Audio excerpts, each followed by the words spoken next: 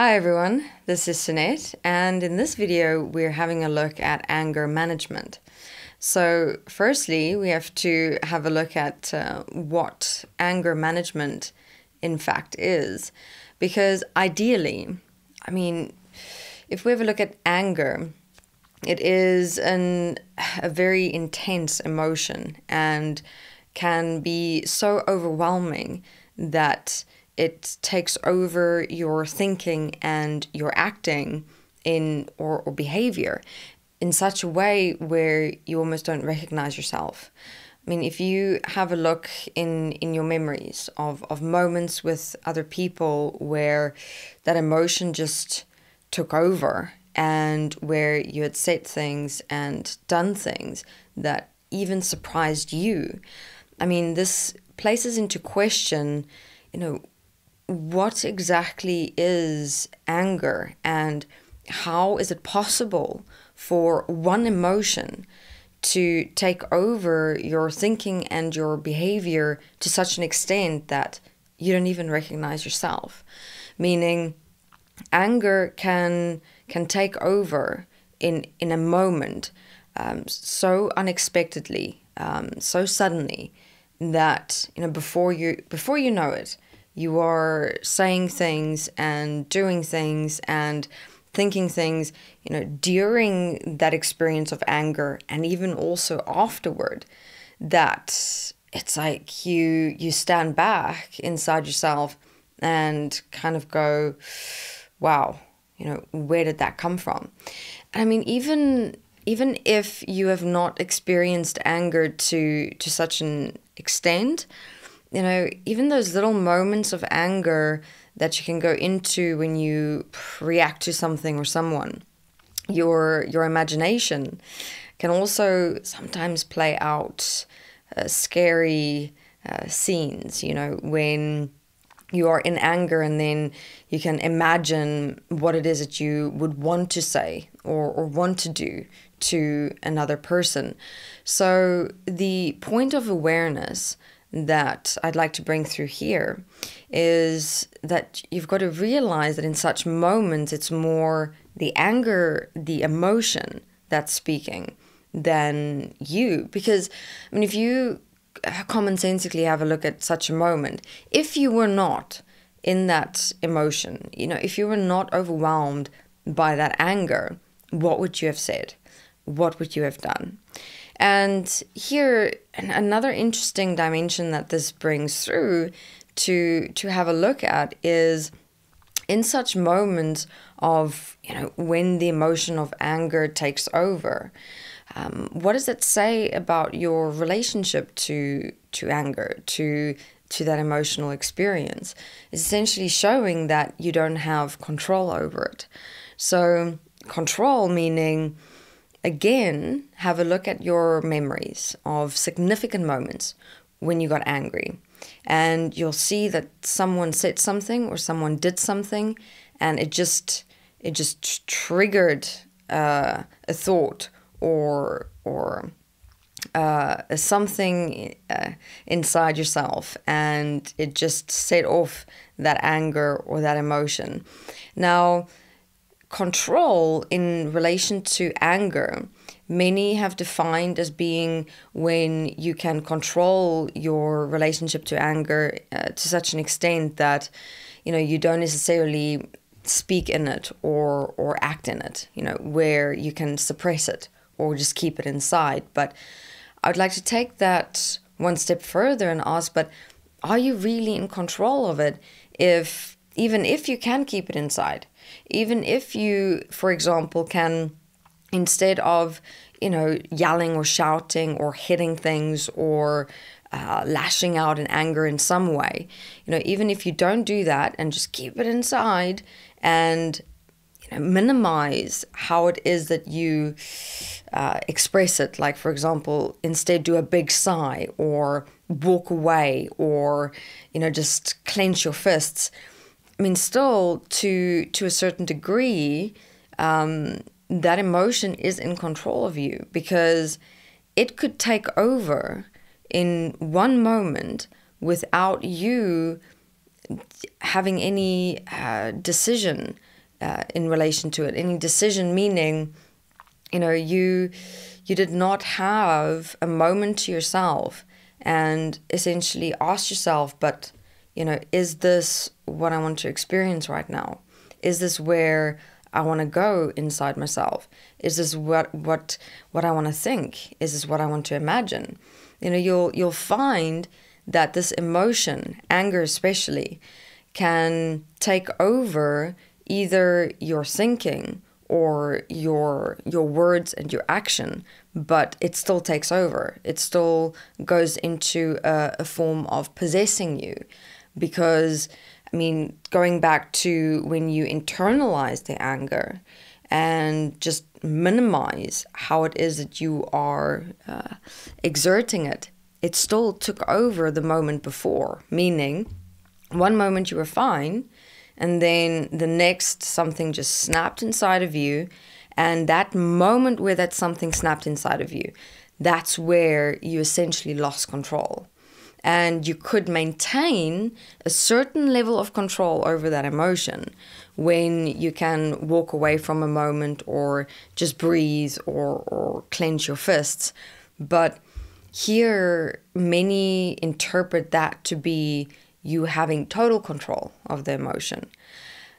What I'd like to assist and support with in this interview and interviews to come is how you can be aware of how you can empower yourself in the moment before that emotion even takes over your thinking or your behavior, where we're going to have a look at how you can manage your relationship with anger first and foremost.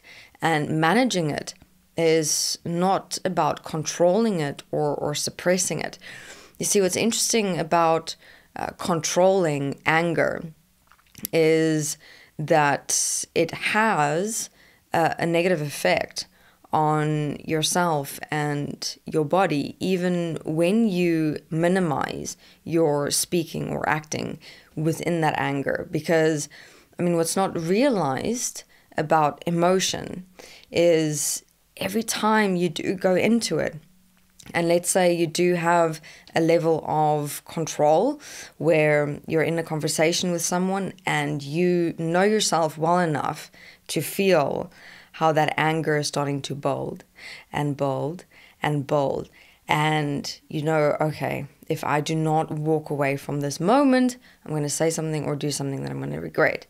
But then what happens is all of that emotion, you've got to ask, what happens with all of that emotion?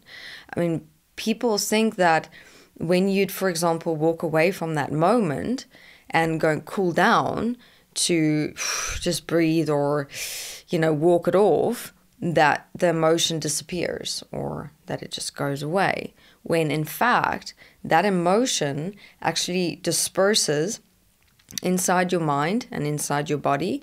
It creates the illusion of going away.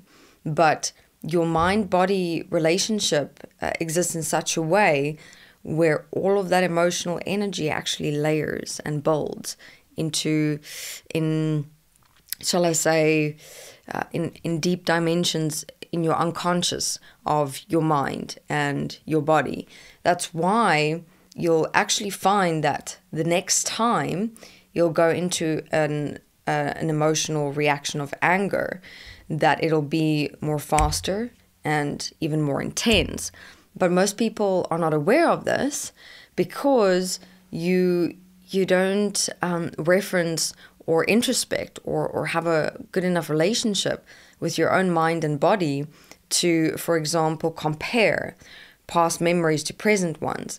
So you may think that the next time you go into the emotional reaction of anger, that you can suppress it or control it. And maybe you do, where every single time, that anger comes, you walk away, you breathe, or you clench your fists, or you do something that's more, introverting that emotional or inverting that emotional energy. But what's interesting is if you look at the finer detail of that emotional energy and how your body is responding to it, you can see that there's more of an intensity, more of an intenseness, more of, a tenseness. There's more of, there's more energy as well. But see, every time that emotional energy comes up, you also become more skilled or equipped to control it or suppress it. So there's a definitive relationship of escalation that does happen on many levels in your mind and body.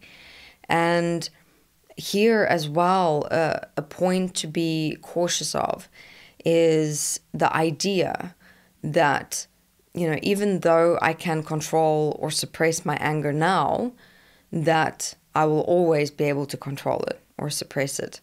I mean, there's so many people who may have for some time in their life been able to control and suppress the anger, not speak in it or act in it. But that also can create other outflow consequences where, let's say, you do manage to control and suppress your anger, especially if it can come up quite extensively, and you don't realize how much it actually takes out of you to have to control it, to keep on suppressing it. And what we've observed is that some people tend to go into like a form of a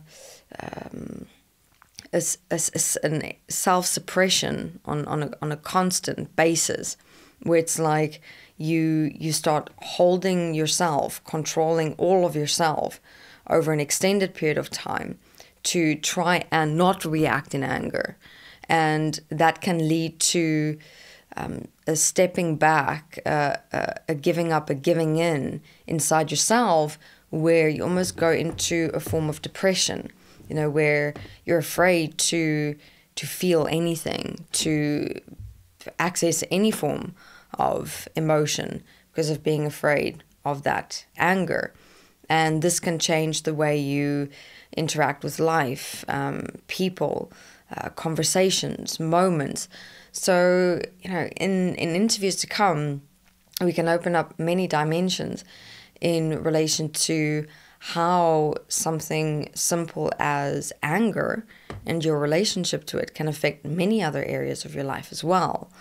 And this is also something quite interesting, because you don't tend to have a look at yourself and especially your thinking and your emotions in a holistic view. Holistic view meaning how interconnected everything really is inside your mind and your life and your relationship to others. Interconnected meaning that in having a look at your relationship to anger and getting angry very quickly and very easily, I'm going to assist and support with how you can expand your awareness and actually start seeing, realizing, and understanding how anger and the, shall we say, control or suppression mechanisms that you have developed around it affected other areas of your mind and your life and relationship to others. So for this interview, what I would like you to do is become aware of what your current relationship to anger is. Is it, for example, only access to a lesser degree, where you sometimes, every now and then, get angry?